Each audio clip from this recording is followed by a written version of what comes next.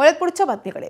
तमिळनाडू विधानसभेच्या सर्व 234 जागांसाठी आज मतदान पार पडत आहे।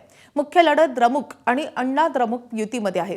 अभिनेते राजकारणी विजय यांच्या टीव्हीके पक्षही निवडणुकीच्या रिंगणात उतरलाय। या निवडणुकीत अनेक दिग्गजांनी मतदानाचा हक्क बजावलाय।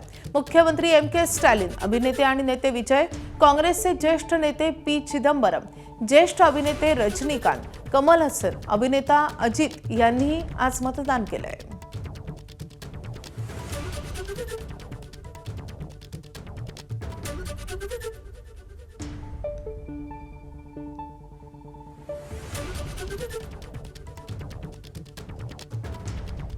तर अनेक दिग्गजांनी, अभिनेत्यांनी आज त्यांच्या मतदानाचा हक्क बजावलेला आहे।